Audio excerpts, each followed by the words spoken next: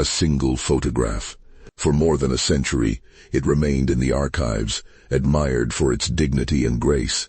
But when modern technology finally revealed what had been hidden in plain sight all along, scientists could hardly believe what they saw. What was it? What impossible detail had everyone missed? If you want to discover stories that history has forgotten, click the subscribe button and like this video. You won't believe where this journey will take us. Charleston, South Carolina, October 1899. Inside the studio of Mr. William Harrison, one of the few photographers in the city who welcomed black clientele, a family prepared for a portrait that would become one of the most extraordinary photographs in American history. The studio smelled of developing chemicals and furniture polish. Heavy velvet curtains blocked the afternoon sun, while gas lamps illuminated a painted backdrop depicting a library with leather-bound books. This was the fantasy Harrison sold, a vision of prosperity and refinement. Thomas, the patriarch, wore a three-piece suit of dark wool, perfectly tailored, despite his profession as a master carpenter. His watch chain gleamed across his vest. Elizabeth, his wife, stood beside him in an elegant burgundy silk dress with black lace at the collar, her hair styled in the fashionable Gibson girl manner. Their 5 children ranged from 23 down to 6 years old. The eldest son wore a suit nearly as fine as his father's. The daughters wore white blouses with high collars and long dark skirts. The middle son looked uncomfortable in his stiff collar, but stood straight. And then there was Samuel, the youngest, just 6 years old, wearing a small suit with short pants, white stockings and polished shoes. His face held that mixture of solemnity and barely contained fidgeting that all children displayed before cameras when exposures required absolute stillness. Harrison positioned them carefully, Thomas and Elizabeth in the center, children arranged by height, with young Samuel in the front right. He placed a small table beside them, draping it with embroidered cloth and setting an open book upon it. "Now everyone hold very still," Harrison instructed. "Look at the lens. Think of something that makes you proud." The family froze. Samuel placed his hands at his sides, one resting lightly against his father's leg. The shutter opened. Light poured through the lens. Time stopped. The photograph was taken. Thomas paid $3 and returned 2 weeks later for the prints. That photograph hung in their parlor for years, then traveled through relocations and hardships until it was donated to the National Museum of African American History and Culture. It was catalogued, admired, studied, but no one noticed. The secret was there, captured in silver-halied crystals, but invisible for the next 124 years. Dr. Rachel Foster had been working at the National Museum of African American History and Culture for 3 years. Her job was methodical, often repetitive, but deeply meaningful, scanning the museum's vast photograph collection using technology that could capture details invisible to the naked eye. The new scanner was a marvel, capable of 4,800 dots per inch resolution, revealing fabric texture, paper grain, even individual crystals of the original silver emulsion. It was designed to preserve fragile images digitally while extracting every possible detail. On a frigid January morning in 2023, Rachel pulled a photograph from climate-controlled storage. The label read, "Thomas Family, Charleston, Sesmine C1, 1899. Studio portrait donated 1987. She had seen it before. Beautiful, striking in its dignity. The family's clothing, their posture, their direct gaze spoke of pride and achievement, exactly the kind of image the museum treasured, evidence of black prosperity in an era when such narratives were systematically erased. Rachel placed the photograph on the scanner bed and initiated the scan. The image materialized line by line in stunning clarity. Faces appeared first, then clothing, the painted backdrop, the decorative table. Then the scan reached the bottom where young Samuel stood. Rachel's hand froze. She leaned closer, her breath catching. Something about the child's right hand looked unexpected. She zoomed in once, then again, and again, until the pixels resolved into perfect clarity. "Oh my God," she whispered. Samuel's right hand, resting against his father's leg, had 6 fingers. Not a blurred artifact, not a trick of light. 6 distinct, fully formed fingers, clearly visible in the high-resolution scan. Rachel sat back, her mind racing. She zoomed to the left hand, normal, 5 fingers. She returned to the right hand, 6 fingers, unmistakable. The extra digit appeared on the pinky side, post-axial, polyactal. It wasn't some vestigial nub. It looked proportional, functional, just another finger. Rachel's heart pounded as she searched the museum's database. Who was this family? Were there other photographs? Medical records? Within an hour, she had a name. Thomas, master carpenter of Charleston. Within 2 hours, she made a phone call that would change everything. Dr. Webb, this is Dr. Rachel Foster, from the National Museum of African American History. I need you to come to Washington immediately. I think I found something extraordinary. Dr. Marcus Webb arrived at the museum 48 hours later. A geneticist at Johns Hopkins University, specializing in hereditary conditions in African American populations.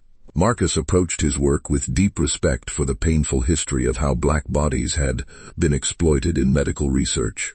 Rachel met him in the examination room, the 1899 photograph resting in an archival sleeve on a light table. Beside it, her laptop displayed the high-resolution scan. "Thank you for coming," Rachel said. "I need you to tell me I'm not imagining this." "Oh." Marcus pulled on white cotton gloves and lifted the photograph, studying it with his naked eye. At normal viewing distance, the family looked exactly as expected, dignified, well-dressed, proud. He could barely make out individual fingers at this resolution. Then he looked at the digital scan. Rachel had zoomed in on Samuel's right hand. Marcus's eyes widened. Bilateral or unilateral? Unilateral. Only the right hand. Marcus studied the image intently. Post-axial polyacty. The extra digit is beside the pinky finger. And look, it's not deformed. It appears fully formed with complete articulation. He sat back, removing his glasses. "This is remarkable. Polydactyly occurs in about 1 in every 1,000 births. But to capture it so clearly in an 1899 photograph, and for it to go unnoticed for over a century, there's more," Rachel said, pulling out a thin folder. The donor said this family were master carpenters in Charleston. Multiple generations of craftsmen, highly respected. Marcus's interest sharpened. Multiple generations. Do we know if the trait appeared in other family members? That's what I need your help to find out. They began painstaking historical research. The 1900 census gave them basic information. Thomas, born approximately 1849, occupation carpenter. Elizabeth, his wife, 5 children, including Samuel, age 7. A property deed from 1897 showed Thomas had purchased a building on King Street, significant for a black man in that era. A clerk's notation read, "Thomas, master carpenter of considerable reputation." They weren't struggling, Rachel observed. This was a successful family. Marcus nodded. Which makes me wonder if this child had a 6th finger and the family was prosperous. They clearly didn't hide it. They posed him front and center in a professional portrait. What does that tell us? Perhaps they didn't see it as shameful, Marcus replied. Or they knew about it and considered it normal because it ran in the family. Rachel leaned forward. Then we need to trace this lineage. If it's hereditary, there could be descendants alive today. The work was slow and frustrating. Many post-reinstruction records were incomplete, lost, or deliberately destroyed. Black families' births often went unregistered. The Great Migration scattered families nationwide, breaking documentation chains. But Rachel was persistent, and Mark is patient. They worked together across months, slowly piecing together the Thomas family story. Church records from Moore Street Baptist Church in Charleston provided the first breakthrough. Thomas and Elizabeth had been active members, and meticulous record-keeping revealed their children's births and baptisms. Samuel, born March 1893, his older siblings, James, Clara, Margaret, and William, but there was something else. A note in Samuel's baptismal record, written in careful hand, received into God's grace, marked with his distinction, "Blessed be his Maker's hands." "Macaker's hands," Marcus repeated. That specific language. Rachel searched digitized church records. Look at this. A church newsletter from 1905 mentions Thomas's carpentry business taking on apprentices. It says, Continuing the tradition of the maker's hands, passed from father to son, Marcus felt discovery's thrill. It's a family phrase, something inherited, something special about their hands. The genealogical trail led forward. James, the eldest, stayed in Charleston, continuing the carpentry business. His children appeared in the 1920 census. One son, Robert, appeared in city directories through the 1940s as a woodworker. Then the trail went cold. Robert disappeared from Charleston records after 1947.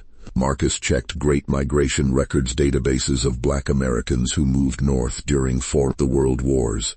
There, in a 1948 Philadelphia directory, Robert Thomas Carpenter, South Street. From Philadelphia, the trail continued. Robert's children and grandchildren, some stayed in Pennsylvania, others scattered to Maryland, New Jersey, New York. Each generation represented hours of searching. 3 months into their research, Rachel found a genealogy forum post that made her hands shake. "Marcus," she called, "I think I found him. A living descendant." The post was from David Clark, researching his Charleston ancestors named Thomas, mentioning carpentry, mentioning a family story about special hands. Rachel sent a message immediately. The response came within an hour. "Yes. When can we meet? I've been waiting my whole life to understand my family's story." Dr. David Clark drove to the museum on a Saturday morning in early April. He was 47, an orthopedic surgeon at a Baltimore hospital, and had been researching his Charleston roots for nearly 6 years.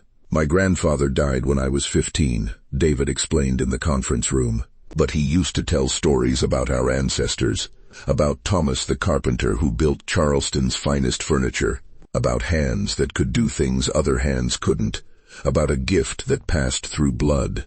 He paused, emotion crossing his face. "I thought they were exaggerated stories, but then my daughter was born." Rachel leaned forward. "David, may I ask something personal? Do you have any unusual genetic characteristics?" David held out his right hand, palm up. There, beside his pinky finger, was a 6th finger, fully formed, naturally positioned, clearly functional. "Only my right hand," he said quietly. "I was born with it. Doctors told my parents to have it surgically removed. They said it would make life easier, but my grandfather refused. He said, 'That hand is who we are. Don't you dare cut away what God and blood gave him.'" Marcus stared, his mind racing. "Do you know if other family members have this trait?" "My grandfather had it. Same hand, same finger. He was a carpenter like his father and grandfather. He joked that the extra finger made him better at his craft." David's voice thickened. "My daughter has it too. She's 7. When she was born, and I saw that little 6th finger, I understood. It's not a defect. It's who we are." Rachel slid the 1899 photograph toward David. "We believe this is your great-great-grandfather, Thomas. And this," she pointed to Samuel. "We believe this is your great-grandfather." David took the photograph with trembling hands. He stared, taking in the formal poses, the fine clothing, the dignity. Then he looked at Samuel. Even in the original photograph, knowing what to look for, he could barely make out the subtle difference in the child's right hand. "I've never seen his face," David whispered. "My grandfather described him, but no photograph survived." He looked up, tears shining. "How did you find this?" Rachel explained the scanning technology. Marcus explained the genetic implications. "We'd like to conduct genetic testing," Marcus said carefully. "With your permission, if we can map the mutation and trace it through your family, we might be documenting one of the longest hereditary genetic traits in American history." David nodded. "What would you need?" "Blood samples from you willing family members, and ideally your daughter if you consent." "I'll do it," David said immediately. "My daughter's proud of her hand. She calls it her special finger. She'll want to be part of this." The genetic testing took 6 weeks. Marcus collected blood samples from David. 3 cousins who agreed to participate, and with careful consent from David's daughter, Emma. The samples went to Johns Hopkins Genetics Lab for sequencing and analysis. While waiting for results, Marcus dove into medical literature. Polyactyly was well documented, occurring in approximately 1 in 10,000 births. It could be isolated or part of genetic syndromes. Postaxial polyactyly, extra digits on the pinky side, was more common in African and African American populations, suggesting ancient genetic origins. But what made a trait persist across generations? Most polyacly cases were sporadic, occurring randomly. Hereditary cases existed, but rarely extended beyond 3 or 4 generations in documented medical literature. If David's family truly traced this trait back to Samuel in 1899, and if Samuel had inherited it from his father Thomas, and if family stories about earlier generations were accurate, they might be looking at one of the longest documented hereditary polyactal lineages in medical history. The results arrived on a Tuesday morning. Marcus called Rachel and David immediately, asking them to meet at his Johns Hopkins office. When they gathered around his desk, Marcus pulled up genetic sequencing data on his monitor. "I've confirmed it," he began, his voice tight with excitement. "The polydactyly in your family is caused by a specific mutation in the GLI3 gene which regulates limb development during fetal formation." He pulled up a molecular diagram. "This particular variant is exceptionally rare. I've searched global genetic databases. There are fewer than 20 documented cases worldwide with this exact mutation." David leaned forward. "What does that mean?" "It means your family's genetic line is extraordinarily unique," Marcus continued. "Based on the genealogical records Rachel compiled and the genetic testing we've conducted, we can now trace this trait back at least 6 confirmed generations. From your daughter Emma, born 2016, back to Samuel in the 1890s. He pulled up a family tree showing the documented generations with red markers indicating confirmed polyactal. And based on family oral history and the church records that reference makers Dach's hands being passed from father to son, the trait likely extends back even further, possibly to Thomas's father or grandfather, which would mean 8 to 10 generations total. Rachel spoke quietly. "That would place the origin sometime in the early to mid-1800s, possibly in the enslaved population." Marcus nodded. "The GLI3 mutation likely originated in West Africa. When your ancestor was enslaved and brought to America, he carried that gene. Because polyacly is a dominant trait, it had a high probability of being passed to each generation." David sat back, absorbing the information. "My grandfather said the gift came from Africa, from ancestors who were makers and builders." "He was right," Marcus said. "And there's something else." He pulled up comparative data. "I've been analyzing hand function and dexterity. David, your 12-fingered hands don't just give you more digits. They give you measurably superior fine motor control in specific tasks. Your ancestors weren't just proud because their hands were unique. They were proud because those hands made them genuinely exceptional craftsmen." With genetic confirmation, Marcus and Rachel intensified their historical research, determined to trace the trait as far back as possible. They returned to Charleston, visiting historical societies, church archives, even elderly community members whose families had lived in the city for generations. Mr. James Washington, a 91-year-old archivist at a small low-country museum, provided unexpected insight. "Six-Finger Thomas," he said when Marcus mentioned the name. "My grandfather used to tell stories. Said Thomas was the finest craftsman he'd ever seen, could shape wood like it was clay." He pulled out a worn leather journal, his grandfather's notes from the 1920s. "My grandfather was a wheelwright. He worked sometimes with a Charleston carpenters. He wrote this after Thomas passed away in 1923. Marcus read aloud. "Thomas died yesterday, age 75. The finest carpenter Charleston never knew. His son James carries on the work, and James's boy too, both with their grandfather's blessed hands. They say the gift goes back to Thomas's father and his father before him, back to the old country before the chains." Rachel's eyes widened. "Back to Africa. The trait predated enslavement." Mr. Washington nodded. "That's what people believed. Something Thomas's ancestors brought with them across the water. Something the slavers couldn't take away." Armed with this lead, Marcus contacted researchers specializing in African genetic populations. Through comparative databases and historical migration patterns, they identified a possible origin, a region in West Africa, specifically parts of modern-day Nigeria and Cameroon, where certain woodworking and metalworking guilds had been documented by colonial ethnographers in the late 1800s. One obscure anthropological text from 1887, written by a British colonial officer, described visiting a master carver's workshop. The craftsman possessed an unusual anatomical feature, 6 digits on each hand, which he claimed ran in his family line for generations, passed from master to apprentice within bloodlines. He attributed his extraordinary skill to this inherited distinction. Marcus showed the text to Rachel and David during their next meeting. "I can't prove definitively that this craftsman was your ancestor," he told David. "The historical record doesn't allow that level of specificity, but the geographic region, the time period, the craft tradition, and the hereditary nature of the trait all align." David traced the words on the page with his finger. "My grandfather said we were makers, that it was in our blood, passed down through generations, who refused to forget who they were, even in chains." But Rachel added, "What makes your family's story so powerful is that they didn't just survive the horror of enslavement. They preserved their identity through their craft." The polyactyl became a marker of that identity, a physical manifestation of unbroken lineage. Marcus pulled up the 1899 photograph on his laptop, zooming in on young Samuel's 6-fingered hand. This photograph captured more than a family portrait. It captured a genetic and cultural legacy that stretched back to Africa and forward to your daughter Emma. 10, possibly 12 generations of continuous transmission. Marcus, Rachel, and David decided to publish their findings.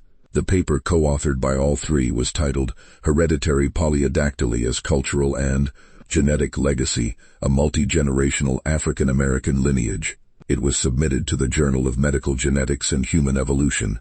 The response was immediate. The journal fast-tracked peer review, and within 2 months the paper was accepted. But before publication, word spread through academic circles.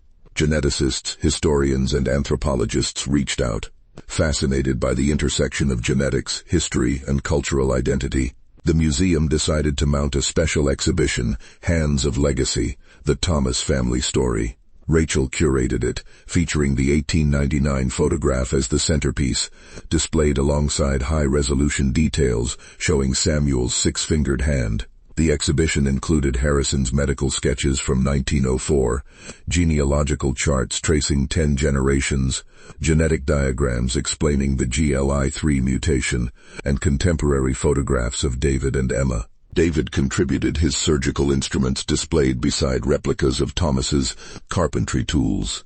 The visual parallel was striking. The same hands, separated by more than a century, both using their 12 fingers to create and heal. The exhibition opened in September 2023.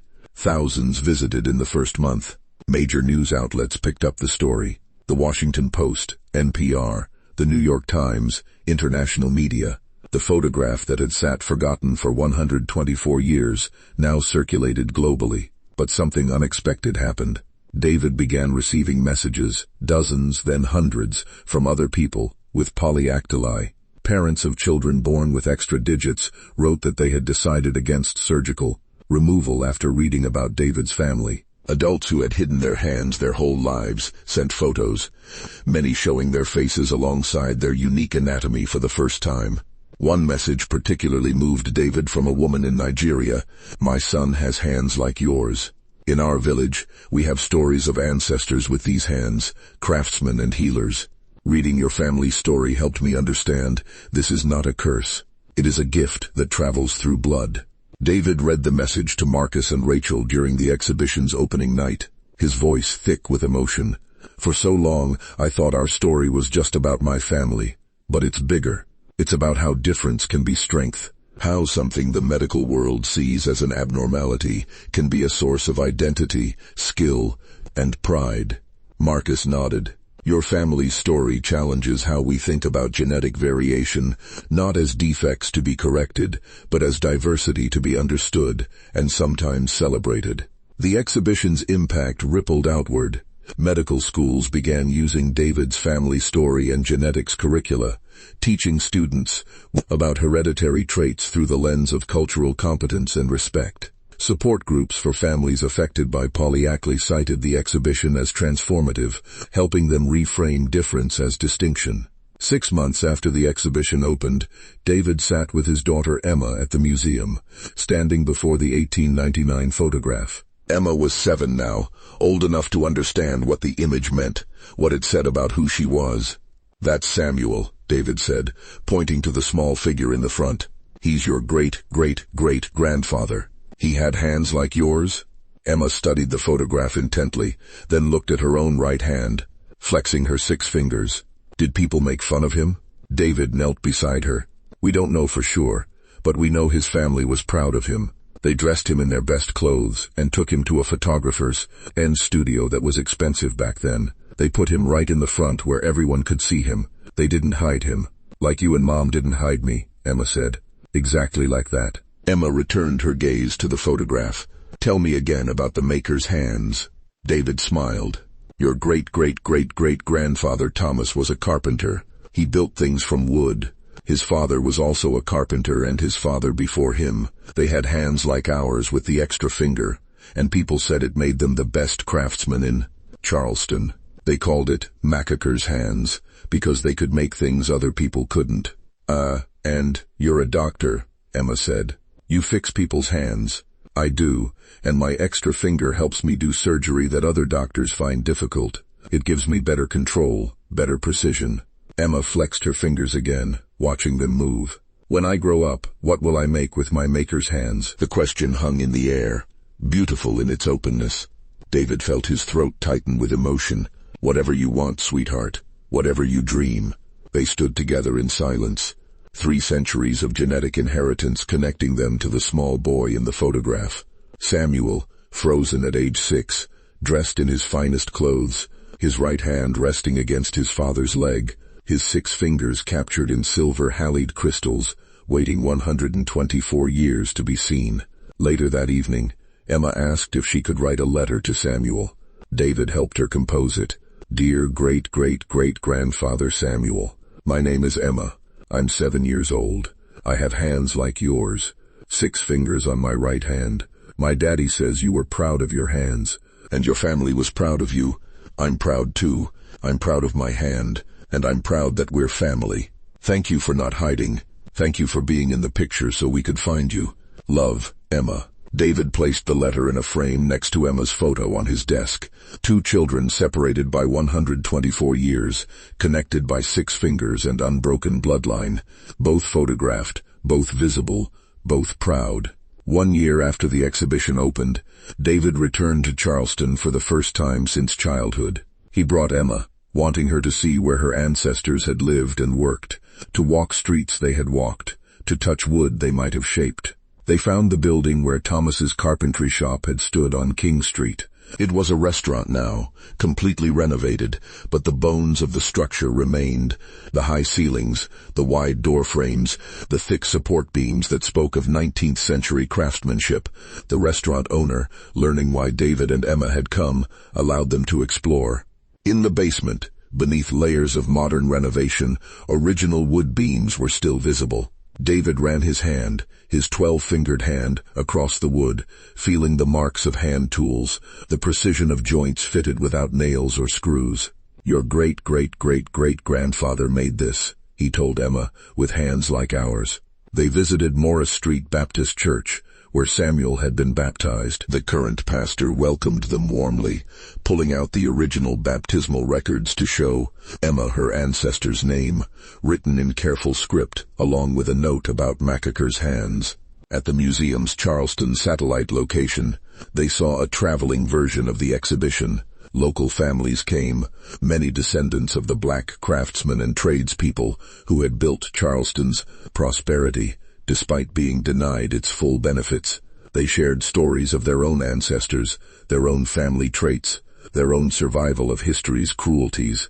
An elderly woman approached David and Emma. "My great-grandfather knew Thomas," she said, "used to tell stories about him, said he was a quiet man, but his work spoke loud. Said, you could always tell furniture Thomas made because it was perfect. Joint so tight, finish so smooth. Said Thomas had special hands." Emma held up her right hand. "I have them too." The woman's eyes widened, then filled with tears. She took Emma's hand gently in both of hers. "Blessed child, you carry him with you. That evening, sitting on the hotel balcony overlooking Charleston Harbor, David told Emma about the Middle Passage, about the enslaved Africans who had been brought across that water in chains, about how her ancestor, perhaps Samuel's great-great-grandfather, had survived that journey with nothing but his body, his memory, and the genes that would be passed forward through generations. "They took everything from him," David said quietly. "His freedom, his home, his name, his language. But they couldn't take what was in his blood.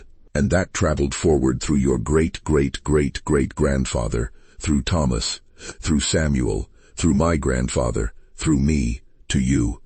Emma looked at her hand in the dimming light. "The gift that travels through blood. Yes, and I'll pass it to my children. Maybe if you have children, and if they inherit the gene, the genetic trait is dominant. So there's a good chance." Emma smiled. "I hope they do. I hope they have makers' hands too." 6 months later, the academic paper won the Journal of Medical Genetics Award for Excellence in Historical Genetics Research. David, Rachel, and Marcus accepted it together at a ceremony in Baltimore. Now, in his acceptance speech, David spoke not about science or genetics, but about identity and survival. For 124 years, my great-great-grandfather Samuel stood in that photograph, his 6-fingered hand visible, but unseen. The technology to see him didn't exist yet. The framework to understand him didn't exist yet. But he was always there waiting. And because his family was proud enough to photograph him, because archivists were careful enough to preserve that photograph, because researchers were curious enough to look closely, we finally saw him. We finally understood. And in seeing him, we saw ourselves. That's the power of not hiding. That's the legacy my family gave me, and the legacy I give my daughter. Be visible. Be proud. Be exactly who you are, because someone in the future might need to see you to understand themselves. The photograph of Samuel and his family now resides permanently in the National Museum of Torf, African American History and Culture's main hall, displayed prominently with interactive screens, allowing visitors to zoom in on Samuel's hand and learn the full story. It has become one of the museum's most viewed exhibits. And sometimes late at night, David pulls up the high-resolution scan on his computer, zooms in on Samuel's 6-fingered hand, and feels the weight of connection across time. The same mutation, the same chromosomes, the same 12 fingers, linking him to a child who stood solemn and proud in a Charleston photography studio in 1899. Not knowing his hand would speak across more than a century, Samuel couldn't have known his photograph would be magnified and studied, that his hand would become famous, that his genetic legacy would be documented and celebrated. He simply stood that day dressed in his finest clothes, being exactly who he was. But his hand spoke across the ears, and finally someone had listened.